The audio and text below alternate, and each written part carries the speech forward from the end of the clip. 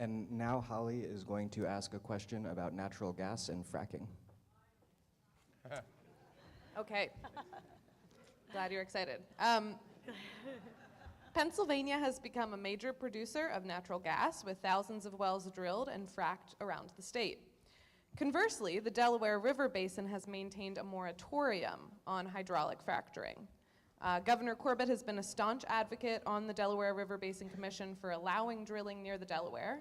As governor, would you support maintaining a moratorium in the Delaware River Basin? And we will start off with Treasurer. Yes. I should now figure out how to consume the balance of my time.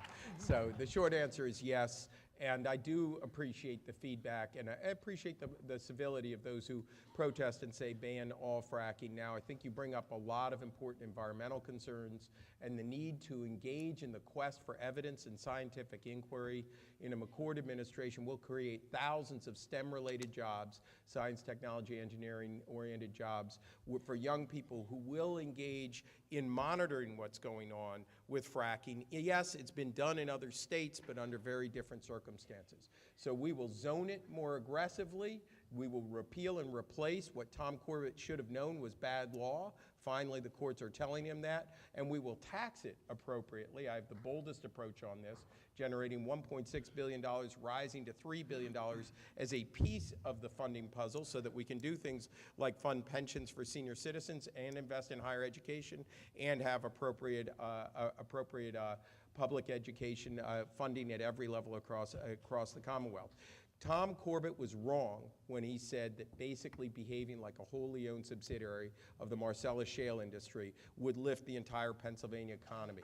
The evidence is in, it didn't work. We need to kick Tom Corbett out of office and have much better energy policy. Thank you. Secretary McGinty. Well, thank you very much, and that's a good jumping off point. This question raises something that I have been proud to dedicate my entire career to, and that is breaking down the myth that people like Tom Corbett would have us believe, that if we dare try to protect our air, land, and water, it's going to cost our jobs. That is a myth. It's not true, and his performance on the environment and jobs tells the tale. We're 48th in job creation at a time when he has taken the environmental cop off the beat. We would turn every bit of that around. With respect to the Marcellus, I have laid out a very detailed plan as to where we need to have a much more forward-looking approach on clean water, reducing water consumption, reducing methane emissions from the production of Marcellus, and also making sure we've got the environmental cop on the beat. We do not need midnight dumpers in Pennsylvania, and I would make sure that we had that adequate and effective enforcement.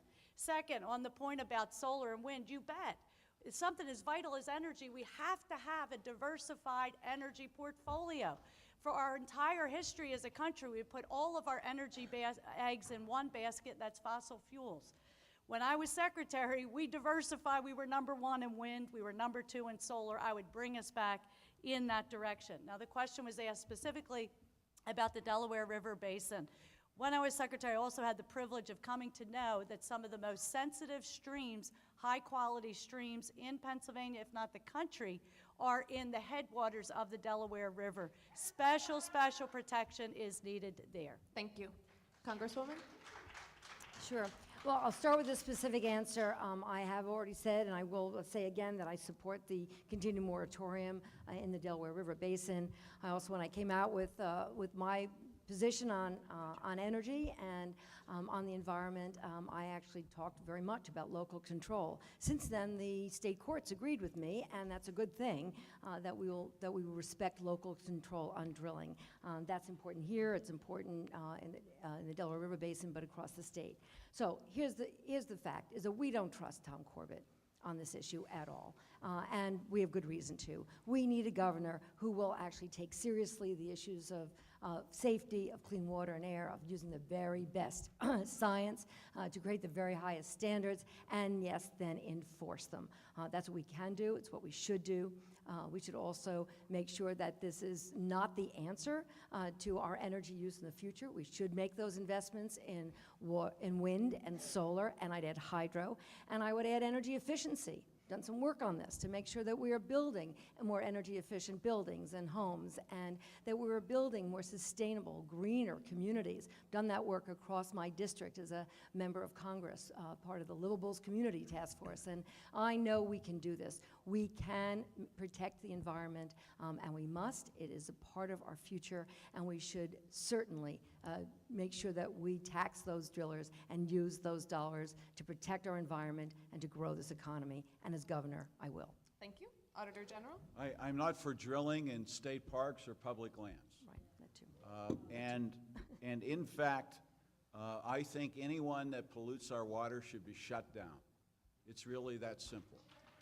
At the same time, I believe there was a court ruling that local communities do have jurisdiction. That's right. And I think it should be up to them. I mean, we have to follow the court ruling. Where that all continues to go, I'm not sure, but let's face it, there is enough private land in Pennsylvania where a drilling can occur, and it does not have to impact public property. We have 80,000 miles of rivers and streams, I'm sure Katie knows this well, in Pennsylvania. 5,000 of those 80,000 are polluted. And much of that pollution is where I'm from, western Pennsylvania, with mine acid drainage, where streams have, in essence, been destroyed. We cannot permit that to ever happen again. Ever, ever, ever happen again. And so it is the role of state government, and especially the governor, to make sure that doesn't happen.